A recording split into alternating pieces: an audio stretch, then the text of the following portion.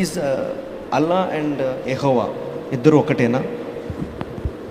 ఇది నాకు మీరు సేల్స్ పిచ్ ఇస్తున్నారు అనిపిస్తుంది. ఎందుకు అంటే ఈ టాపిక్ మీద కూడా నేను ఇంకో పుస్తకం రాశాను. ఇది నేను ముందే చెప్పలేదు ఆయనకు, ఇవన్నీ నన్ను అడగండి, నేను నా పుస్తకాలు అమ్ముకుంటానండి. Please don't get me wrong, అది కాదు నా ఉద్దేశం. I wrote another book, Jehovah Allah ఒకరేనా అన్న పుస్తకం రాశాను. మీకు ఈ ప్రశ్నకు సంబంధించిన లోతైన అధ్యయనం కావాలంటే ఆ పుస్తకం కూడా పంపిస్తాను. అయితే నేను 2001 నుంచి ముస్లింల మధ్య పనిచేస్తూ వచ్చాను. చాలా మా నాన్నగారు ముస్లిం, మా అమ్మ క్యాథలిక్ క్రిస్టియన్. నన్ను ఎప్పుడు ముస్లింగా పెంచలేదు, నేను ఎప్పుడు క్రిస్టియన్గా కూడా పెరగలేదు. క్యాథలిక్ చర్చిలకు వెళ్ళాము, అక్కడే పేర్లు పెట్టారు.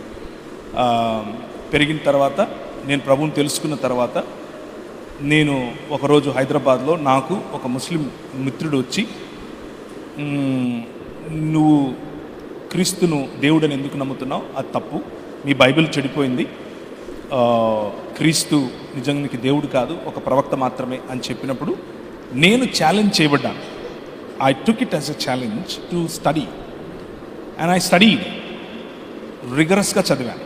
నేను ఈ టాపిక్ చదవటం మొదలు పెట్టక ముందు నా జుట్టు నల్లగా ఉండేది.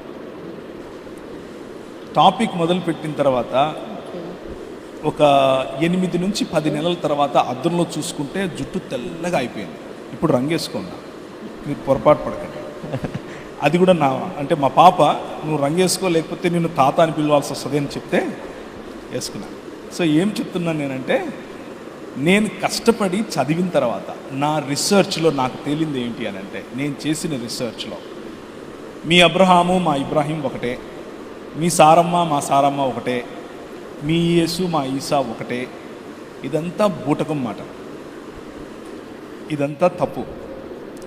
వాళ్ళు ఇస్మాయిల్ పిల్లలు, వీళ్ళు ఇస్సాకు పిల్లలు. Absolute wrong. అల్లాహకు బైబిల్లో ఉన్నటువంటి యెహోవాకు సంబంధమే లేదు. అల్లాహ్ వేరొక భావజాలం, వేరొక భావజాలానికి సంబంధించినటువంటి దేవుడు. క్రీస్తు అలాగే త్రియేక దేవుడైనటువంటి బైబిల్లో చెప్పబడిన దేవుడు, ఆయనకు పోలిక లేదు, ఎక్కడ లేదు, ఏ గ్రంథంలో లేదు, ఖురాన్లో అస్సలు లేదు.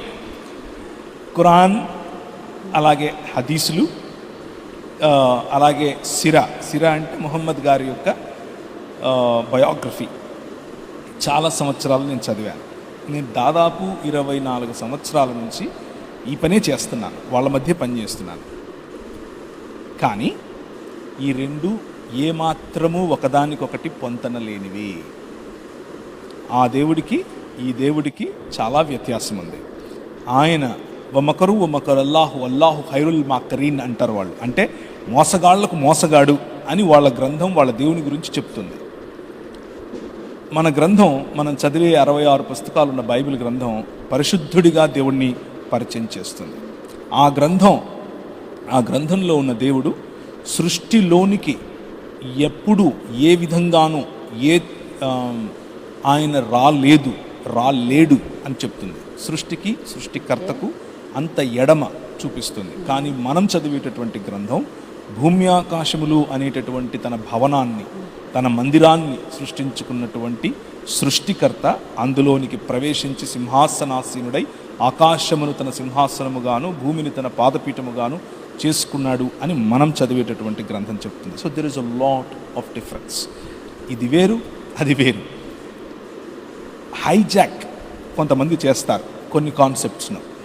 హైజాక్ చేసినప్పుడు ఆ హైజాక్ చేయబడినటువంటి కాన్సెప్ట్ను కొన్ని వందల సంవత్సరాలు మాటికి అదే చెబితే అది సత్యం అనుకుంటారు ప్రజలు.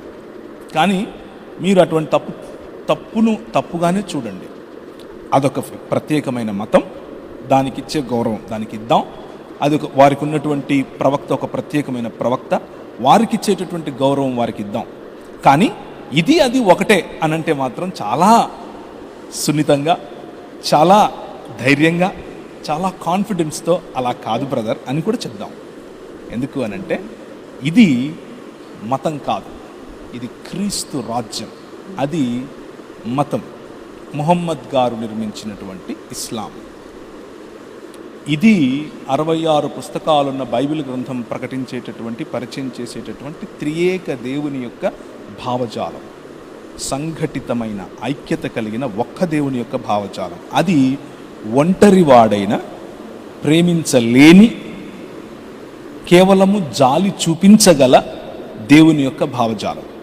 రెండిటికి అస్సలు పొంతనలేదు. Brother, it was so nice and clear.